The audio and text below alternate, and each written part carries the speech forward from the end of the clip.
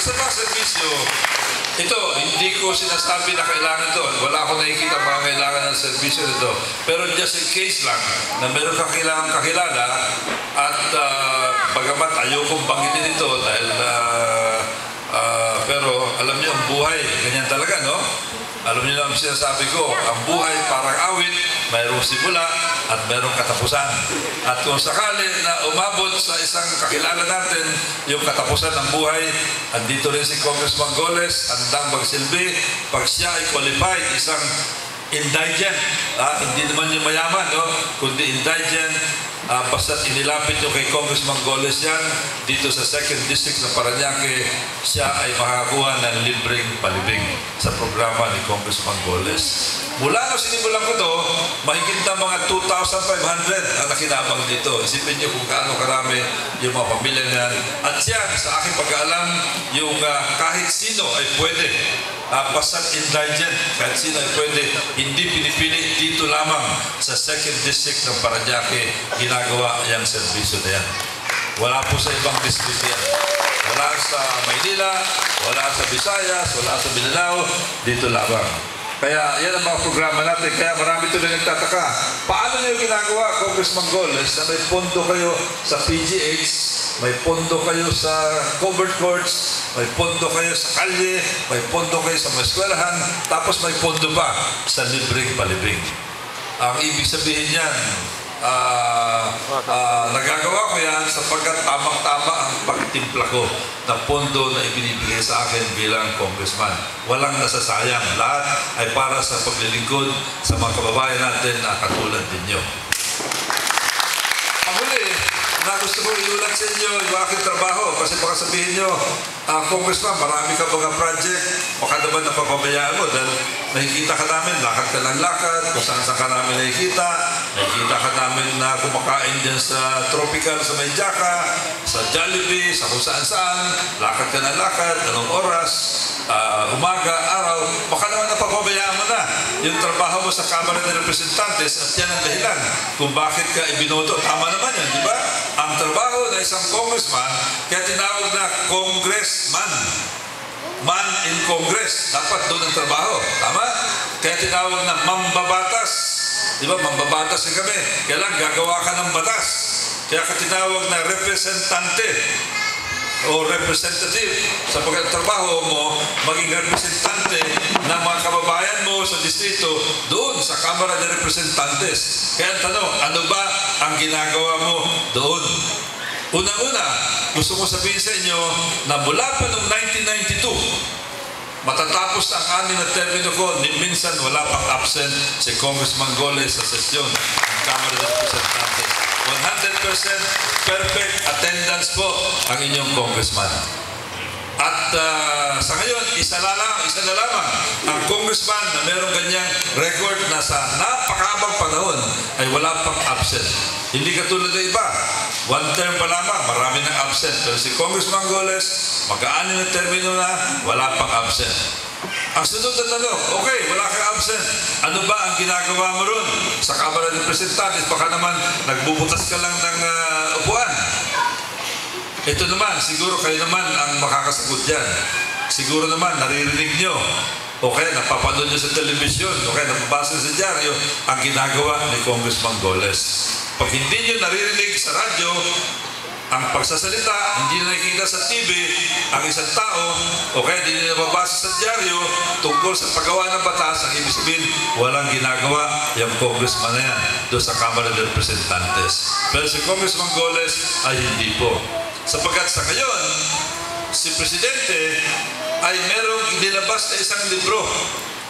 Ang tawag dito, The President's Legislative Priority Measures. Yung mga pangunahing priority measures niya, isang libro na ganito kakapal na nilabas niya pagkatapos sa kanyang SONA noong July. Meron siyang pinili na 23 na panukalang batas.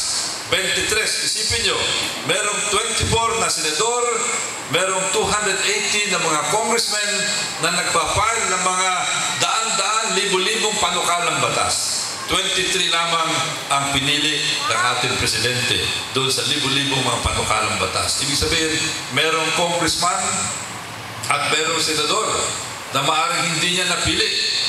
Gusto kong i-report sa inyo na doon sa 23 na panukalang batas na yan, 3 ay ang mayakda ang inyong congressman dito sa 2nd District.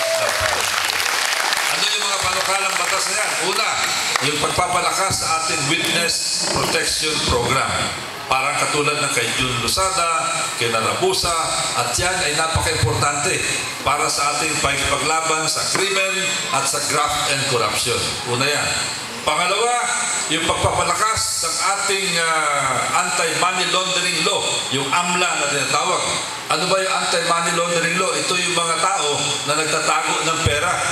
Nagkikrimen sila, kidnap for ransom, drugs, gambling, graft and corruption, tinatago yung pera, ang tawag yan money laundering.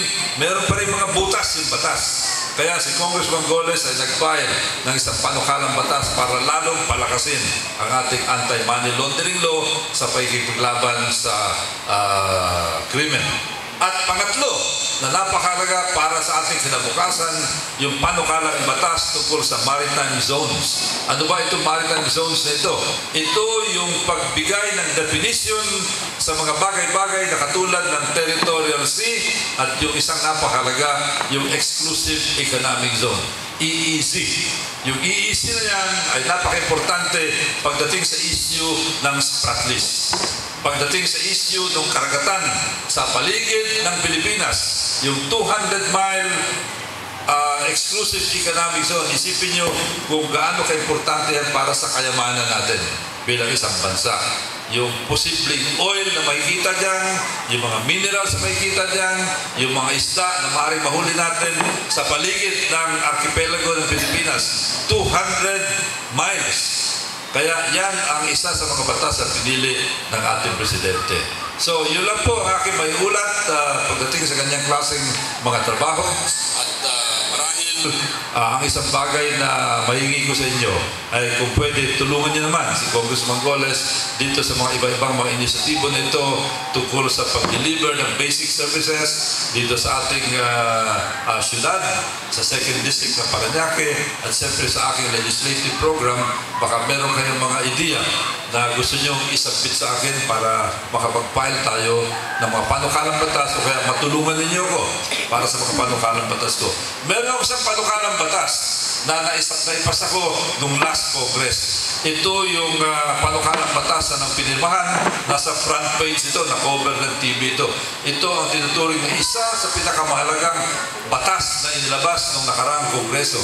Ito yung Climate Change Act of 2009. Climate change, alam nyo, ang climate change mahalaga sa atin, yung pagbabaha, yung madalas na malalakas na ulan, mga bagyo, at maaaring pagbaha dito sa may karagatan. Yan ang dahilan kung bakit pinili natin itong climate change law na ito na ang laki na magiging impact para sa ating lahat. Matutulungan niyo ako rito kung gusto nyo, maaari kayong dumaan sa pag-aaral dito, maaari magparating ako ng isang representante ng Climate Change Commission para magbigay ng lecture sa inyo para yung bagay na yan ay maituro nyo rin sa mga tao na malapit sa inyong buhay, sa inyong komunidad, para lahat tayo makatulong para maiwasan natin yung mga pinsala at mga kalamidad na maaari idulot sa atin ng climate change. At panghuli, baka gusto nyo rin ng training program sa Red Cross. Baka gusto nyo kung kailangan nyo yan, handa akong tumulong sa inyo para maka-arrange ako ng isang rep. Alam ni Danny, si Danny, nakadaan ka na ng training na yan, no? Alam ni Danny, yung first aid, yung mga disaster management, yung tungkol sa tamang pag-responde, pag merong mga disaster na katulad ng sunog, kailangan ng training dyan. At ang isa sa organisasyon na maaari magpagbigay ng magandang training sa inyo ay ang Philippine National Red Cross. Ako'y nagsilbi ng 20 years bilang governor ng Philippine National Red Cross, kaya maganda ang aking pagkakugnayan sa Philippine National Red Cross. Kung gusto nyo. Kung gusto nyo, sabihin nyo lang sa akin at yan naman ay i-arrange ko sa tamang panahon. Maraming salamat at happy anniversary sa inyo lahat. Thank you very much. Maraming salamat po, Congressman Roylo Goles.